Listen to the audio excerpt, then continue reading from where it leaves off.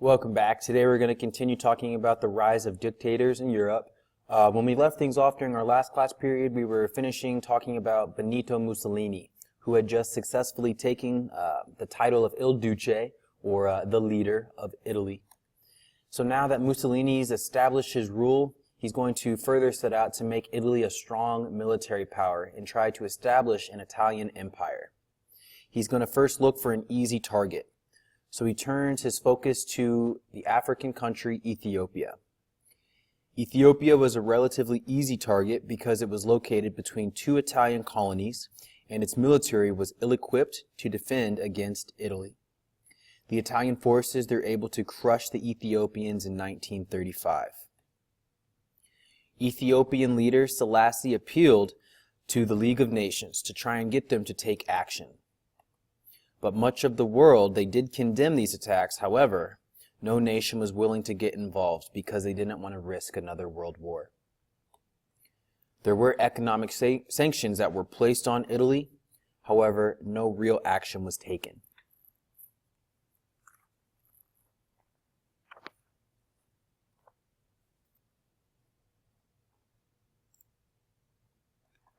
So Ethiopia, this country right here, it was able to remain independent throughout much of that period known as Scramble Through Africa, but now they have fallen victim to the Italian Empire.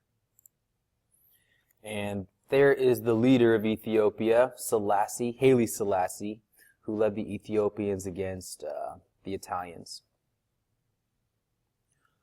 So next we're going to turn our focus to Russia, or the Soviet Union.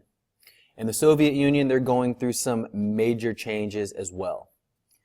After the Soviet leader, Vladimir Lenin, dies in 1924, there's a major struggle for power in Russia. Joseph Stalin emerges as the leader of the Soviet Union following Vladimir Lenin's death. Karl Marx had predicted that the state would gradually wither away in a communist system. He actually stated, eventually, a communist society won't have to convince individuals to behave in a way that benefits society, and they could, in turn, govern themselves. So, instead of actually reducing the government's power in the Soviet Union, Joseph Stalin's going to take a completely different approach, and he actually greatly increases government power. He began to establish a totalitarian state, controlling all aspects of Soviet life. Stalin thought that this was necessary in order to strengthen the communist system.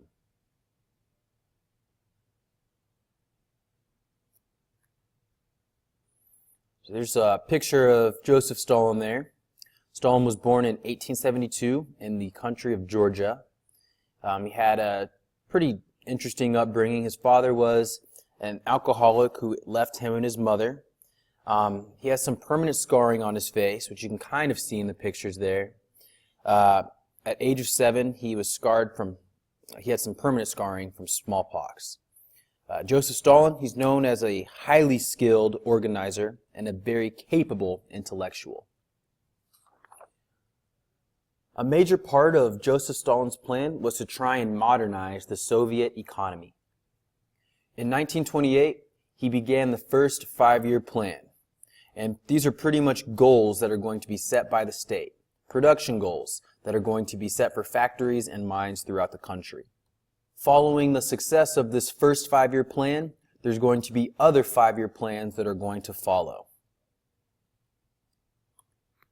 The plans reflected the system of central planning. In central planning, government makes all decisions about the production of goods. This is the exact opposite of what a capitalistic society would do.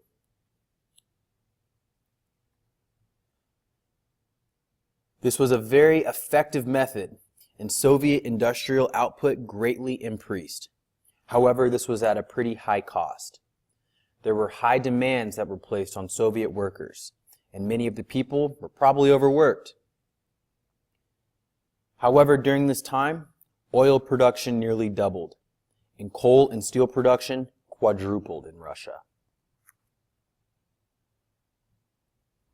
With the success in industry, Stalin wanted to increase farming output as well. He believed that the millions of small, individually owned Soviet farms would be far more productive if they were combined to form larger mechanized farms. And this is an idea that's known as collectivization. After the Russian Revolution, Vladimir Lenin had tried to give land to the Russian peasants. Now, Joseph Stalin is trying to take it back. And many of the peasants, they're going to try and resist Joseph Stalin's rule.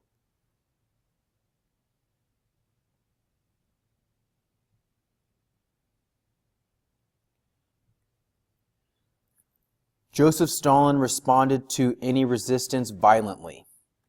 His forces executed thousands and sent many more to the Gulag. The Gulag is a system of labor camps, and they are located in far, remote, frigid areas of Siberia. Millions of Soviet workers are going to end up dying while working in the Gulag. However, the resistance to this collectivization is going to continue, including in the Republic of Ukraine. Stalin refused to send food to help Ukrainians when famine struck the region in 1932. To punish them, Stalin's going to block off food, resulting in millions of Ukrainians starving to death. And here we have some images of some workers in the Gulag, just some of those daily tasks, bone-breaking tasks, day and night. Stalin, despite having absolute power by the 1930s, feared that people were plotting against him.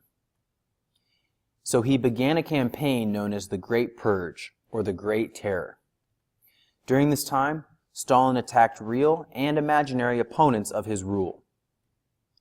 Thousands of communist leaders, military officers, and ordinary citizens were executed or sent to the Gulag. Stalin's regime dominated Soviet life. Children were encouraged to join youth organizations where they were taught attitudes and beliefs of Soviet leaders. Religion was discouraged and churches were closed down. And portraits of Stalin decorated many public places, creating a heroic and idealized image of the Soviet leader. Streets and towns were named after him. By promoting himself and removing all opposition, he gained a stronghold over society.